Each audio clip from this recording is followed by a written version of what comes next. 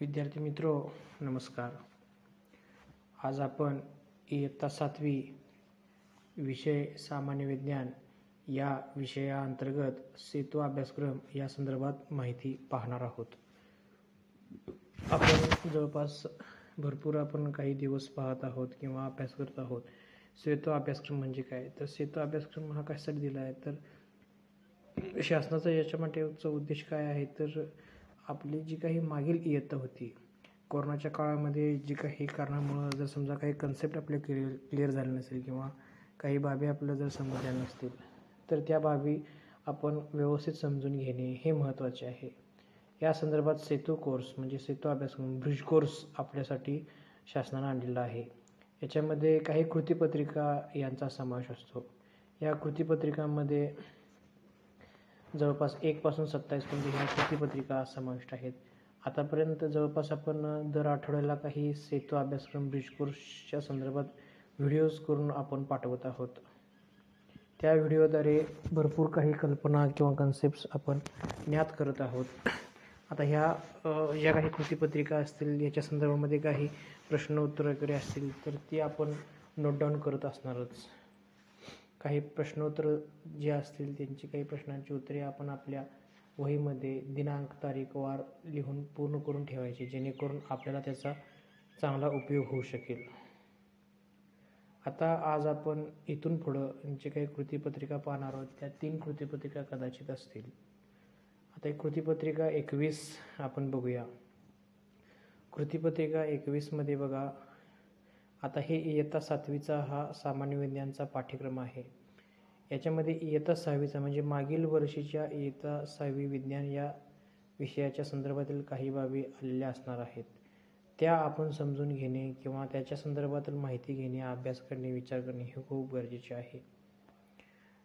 बघा, समजून घेऊया. याच्यामध्ये प्रकाशाचे स्रोत व प्रकाशाचे संक्रमण या बाबी आपण थोडंसं समजून घेऊया. संदर्भ काय दिलेला आहे बघा, इयत्ता 6वी पाठ 14 प्रकाश व छायानिर्मिती हा भाग दिलेला आहे. म्हणजेच इयत्ता 6वीतील पाठ क्रमांक 14 आपण हा धडा पूर्ण उघडायचा आहे. पाठ क्रमांक 14मध्ये आपल्या ह्या संदर्भामध्ये भरपूर सगळे असे पाठ हा पूर्ण वाचून घ्यायचा आहे व त्याच्यानंतर प्रकाश व छायानिर्मितीच्या संदर्भातील माहिती तुम्हाला या ठिकाणी मिळू शकणार आहे.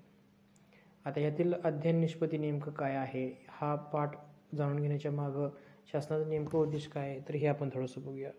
परिसरातील साहित्य वापरून प्रारूपे तयार करायचं म्हणजे वस्तू तयार करता येतात, ह्या संदर्भात ही माहिती आहे. उदाहरणार्थ पिनहोल कॅमेरा असू दे,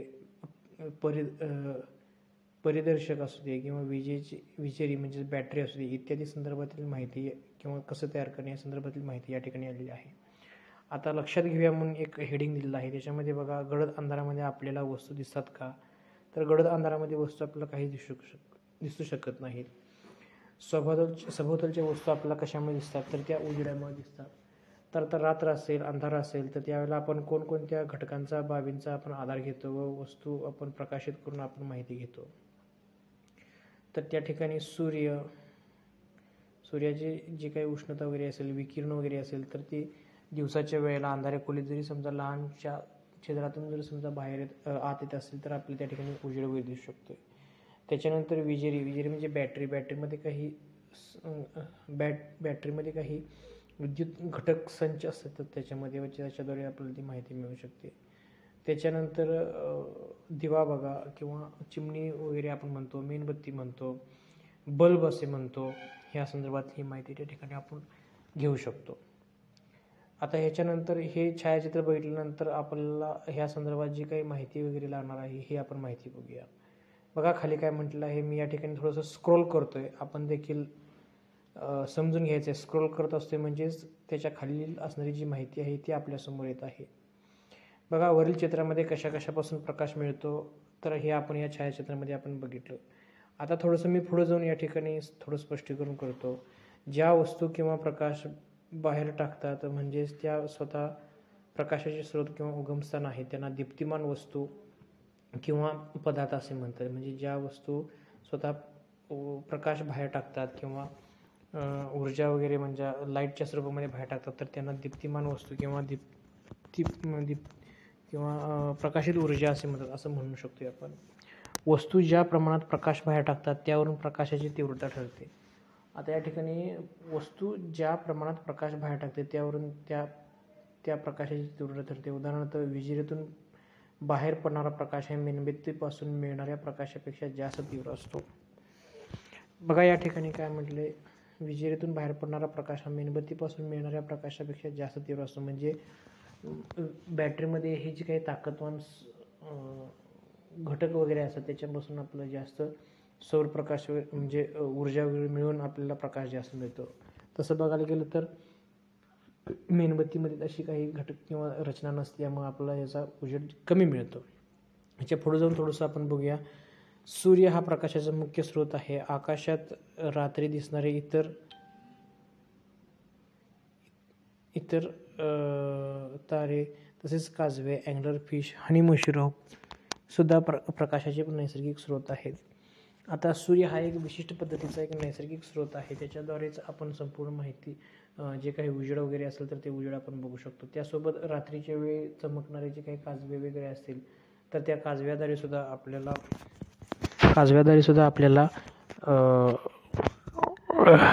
उजेड मिळू शकतो. त्यासोबत पाण्यामध्ये जो काय असणारा अँगलर फिश असतो, तर या अँगलर फिशद्वारे सुद्धा आपल्याला उजेड मिळू शकतो.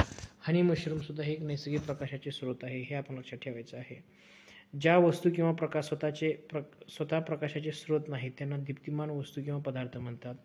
काही मानवनिर्मित पदार्थ किंवा वस्तू प्रकाश देतात त्यांना प्रकाशाचे कृत्रिम स्रोत म्हणतात. उदाहरणार्थ, मेणबत्तीची ज्योत, कंदील, विद्युत बल्ब इत्यादी. आता याच्यामध्ये आणखीन मी तुम्हाला ही गोष्ट रिपीट करून सांगतोय, थोडंसं बघा. ज्या वस्तू किंवा पदार्थ स्वतः प्रकाशाचे स्रोत नाहीत, बघा, जे वस्तू किंवा पदार्थ स्वतः प्रकाशाचे स्रोत नाहीत त्यांना दीप्तिहीन म्हणतात. म्हणजे जे दीप्तिहीन म्हणजे काय, जे स्वतःचे उजेड तयार करू शकत नाही त्यांना दीप्तिहीन पदार्थ असं म्हणतात.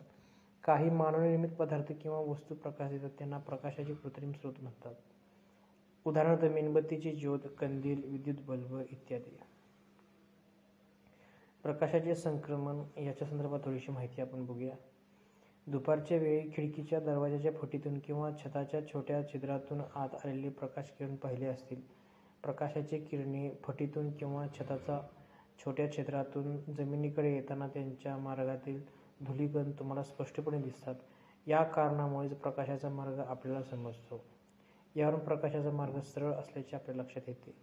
आता प्रकाशाच्या संक्रमणाच्या संदर्भात किंवा प्रकाशाचं किरण कशा पद्धतीने काम करत असतो या संदर्भात या ठिकाणी माहिती दिली आहे. हे आपण थोडंसं जाणून घेणं खूप गरजेचं आहे.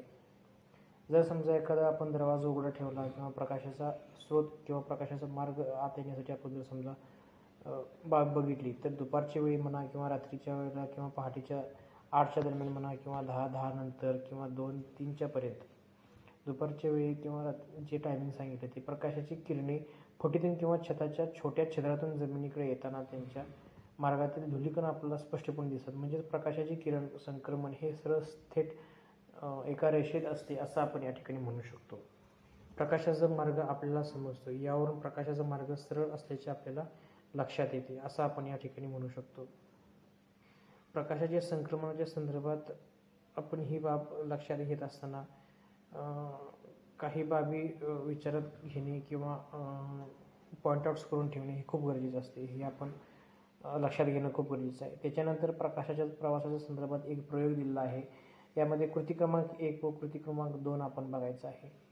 प्रकाशाचा जो काही मार्गक्रमण असेल तर तो सरळ कशा पद्धतीने होत असतो हे आपण थोडंसं बघायचं आहे. ज्योत का दिसते हे आपण थोडंसं बघा. तर त्या ठिकाणी 3 पुट्टी लावली आहे. ती 3 पुट्टी लावली असताना एक मुलगा एका वेगळ्या बाजूतून तो बघत आहे. तर ती वेगळी बाब त्या होलातून सरळ स्पष्ट पुढे त्या ठिकाणी दिसते व त्या मेणबत्तीला त्या ठिकाणी दिसू शकते आपल्याला. हे म्हणजेच प्रकाश मेणबत्ती ज्योत आपण या ठिकाणी बघितली आहे. त्यानंतर कृती क्रमांक 2 या ठिकाणी बघा. आता कोणताही एक पुट्टा थोडासा सरकवा असं सांगितलं आहे. पुट्टा सरकवत असताना जे काही छिद्राच्या स्वरूपात म्हणजे पिनहोल स्वरूपामध्ये जी काही मेणबत्ती दिसते ते दिसू शकत नाही किंवा दिसणार नाही अशी रचना ॲटोमॅटिक त्या ठिकाणी होते. म्हणजे पुट्टा एका बाजूला सरकल्यानंतर 2 होलच फक्त दिसतात. व तिसऱ्या ह्याच्यातून ते दिसू शकत नाही, किंवा दुसरा पुट्टा किंवा दुसरा अदृश्य असणारा भाग त्या ठिकाणी येतो. त्यामुळे दृश्य स्वरूप आपल्याला ते मेणबत्तीची ज्योत आपल्याला दिसू शकत नाही. म्हणजे प्रकाशाचं किरण किंवा प्रकाशाचं पारेषणसुद्धा हे एका सरळ रेषेमध्ये होत असतं, असं आपण या ठिकाणी म्हणूया. आता ह्या प्रयोग किंवा प्रयोगाच्या संदर्भातली ही माहिती आपण या ठिकाणी पाहिलेली आहे. खाली आपण थोडंसं या ठिकाणी बघून घेऊया काय म्हटलेलं आहे. खालीलपैकी तक्त्यात दिलेली प्रत्येक वस्तू दीप्तिमान आहे की दीप्तिहीन आहे, हे थोडंसं चार्ट स्वरूपामध्ये माहिती द्यायची आहे. या ठिकाणी वस्तू कोणकोणती आहेत या ठिकाणी थोडंसं बघा. वस्तू कुठले कुठले दिलेले आहेत. पेन दिलेला आहे. पेन ही कशी आहे, पेनातून काही प्रकाश वगैरे येतो का किंवा बाहेर फ्लो होतो का, तर नाहीतर ही दीप्तिहीन वस्तू आहे. पेटलेली मेणबत्ती ही प्रकाश बाहेर टाकत असेल, म्हणजे दीप्तिमान आहे ती. पुस्तक हे दीप्तिहीन आहे. विजेरी दीप्तिमान आहे. बल्ब दीप्तिमान. टायर दीप्तिहीन. मेन कापड तसं बघायला गेलं तर त्याच्यातून स्वतः पद्धतीने काहीच प्रकाश येत नाही, म्हणून त्याला दीप्तिहीन असं म्हणूया. मेन कापड जर समजा म्हटलं तर त्यातून पारदर्शक आहे, परंतु असं बघायला गेलं तर ते दीप्तिहीनच आहे. पेन्सिल दीप्तिहीन. देवापुढे लावलेला दिवा जर समजा तुम्ही विचारात घेतला तर त्याच्यातून उजेड वगैरे येत असतो, देवघरामध्ये उजेड पडतो, त्याच्यामुळे तो दीप्तिमान आहे हे आपण म्हणू शकतोय. पुढं थोडंसं आपण या ठिकाणी बघूया. पिनहोल कॅमेऱ्याच्या संदर्भामध्ये एक प्रयोग या ठिकाणी आणला आहे. एक मुलगा त्या ठिकाणी दिसतोय, त्यानं पिनहोल कॅमेरा केलेला आहे. कॅमेरा कृती क्रमांक 1 मध्ये आपण थोडंसं बघायचं आहे की तो मुलगा कशा पद्धतीने त्या दिव्याकडे किंवा मेणबत्तीकडे पाहायला आलेला आहे. पाहत असताना तो एका सरळ रेषेमध्ये बघतोय. एका सरळ रेषेमध्ये बघत असताना त्याला त्या पिनहोल कॅमेऱ्यातून पुढचा मेणबत्ती, त्याला जो काही वात असेल किंवा ती घटक असेल तर त्याला तो लगेच स्पष्टपणे दिसते. पण दुसऱ्या कृतीमध्ये थोडंसं आपण बघू शकता की तो जो काही पिनहोल कॅमेरा आहे तो थोडंसं खालच्या बाजूला वळलेला आहे, त्याच्यामुळे तो वरील भाग त्या ठिकाणी दिसू शकत नाही. म्हणजेच प्रकाशाचे संक्रमण हे एका सरळ रेषेत असते, असं हे एका प्रयोगावरून आपल्याला दिसून येऊ शकतं. हा पिनहोल कॅमेरा तुम्ही तुमच्या घरीसुद्धा टाकाऊ वस्तूपासून रिकाम्या वेळेला करू शकता व असा प्रयोगाचा अनुभव तुम्ही घेऊ शकता. पुढं बघा. कोणत्या कृतीमध्ये मेणबत्ती ज्योत स्पष्ट दिसेल आणि का? बघा या ठिकाणी म्हटलेलं आहे, कोणत्या कृतीमध्ये मेणबत्तीची ज्योत स्पष्ट दिसेल आणि का. आता या ठिकाणी म्हटलेलं आहे ते आपण थोडंसं बघायचं आहे. कोणत्या कृतीमध्ये मेणबत्तीची ज्योत स्पष्ट दिसेल आणि का, तर कोणती कृती योग्य आहे, तर एका सरळ रेषेमध्ये ज्या काही मेणबत्ती किंवा घटक दिसतात तर त्याच्यामध्ये ती मेणबत्तीची ज्योत स्पष्ट दिसते, हे आपण या ठिकाणी लक्षात घ्यायचं आहे. त्याच्यानंतर थोडंसं पुढं बघा. काही दीप्तिमान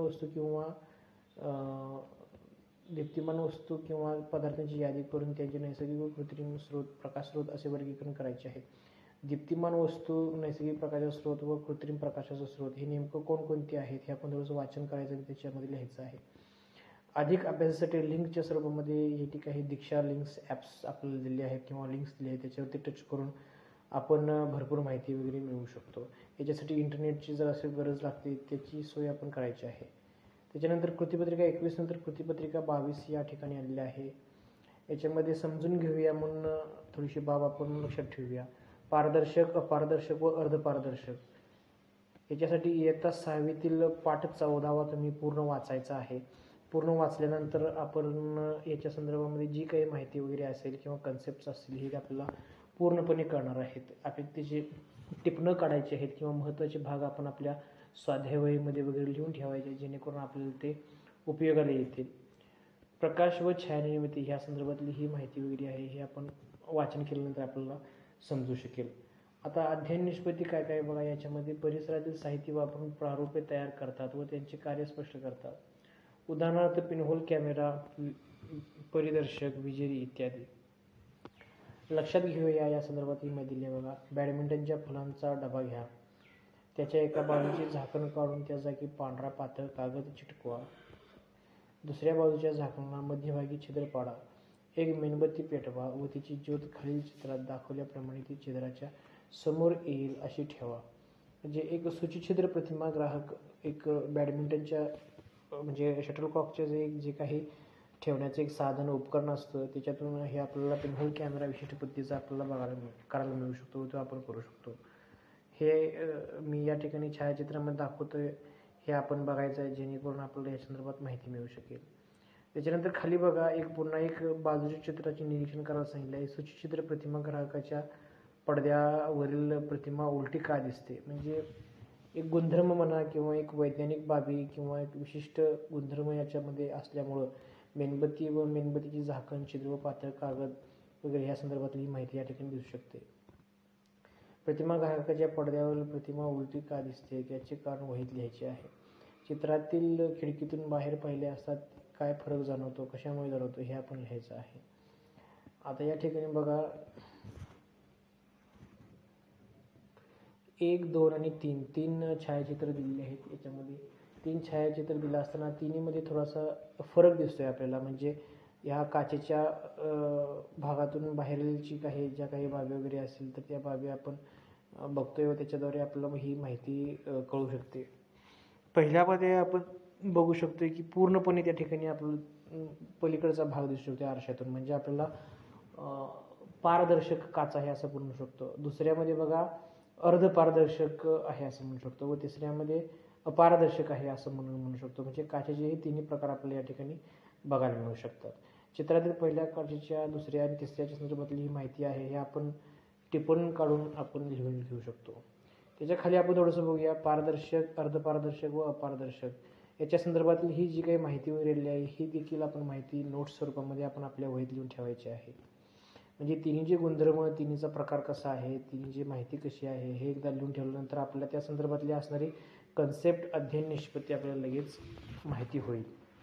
काल आता सर्वात शेवटच्या खाली जी काही माहिती दिली आहे ती आपण माहिती मी तुम्हाला थोडंसं वाचून दाखवतो. ती काय आहे बघा, ज्या पदार्थातून प्रकाश आरपार जात नाही तो अपारदर्शक पदार्थ होय. वरील खिडकीच्या चित्रातील दुसऱ्या खिडकीतून प्रकाश आरपार जात नाही, त्यामुळे त्यातून आपल्याला बाहेरील दृश्य दिसत नाही. 3 नंबरच्या खिडकीचे तावदान अपारदर्शक आहे, हे या ठिकाणी आपण बघू शकतोय. आता काचेचा तुकडा, कागद, रंगीत काच, तेलकट कागद, पांढरे प्लास्टिक, चहाची किटली, वही, कापड, पाणी, लाकडी कपाट, वहीचा कागद, पाण्याची बाटली यांपैकी कोणते पदार्थ पारदर्शक, अर्धपारदर्शक व अपारदर्शक आहे या संदर्भातला हा चार्ट पूर्ण करायचा आहे. म्हणजे पदार्थ एका ठिकाणी दिले आहेत आणि पारदर्शक, अपारदर्शक आणि अर्धपारदर्शक या ठिकाणी आपण टिकमार्क करू शकतो, म्हणजे तो पदार्थ त्या गटामध्ये तो समाविष्ट करायचा आहे.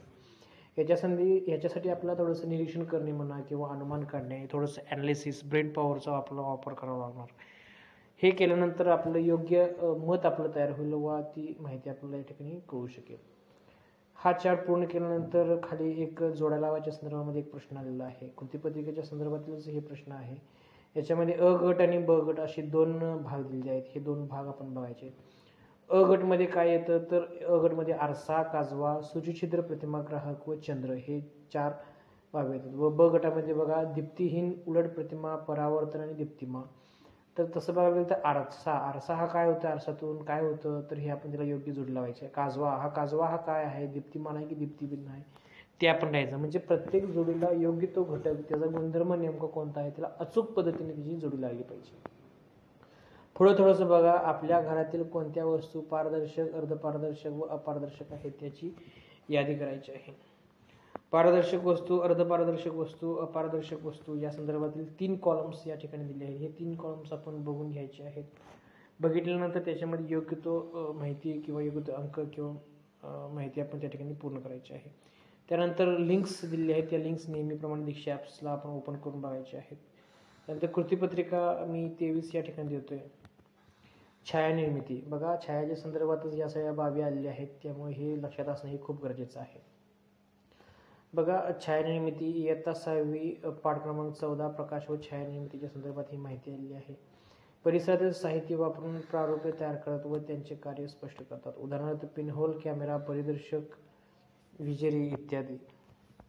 बघा, या ठिकाणी माहिती दिली आहे लक्षात घेण्यासारख्या.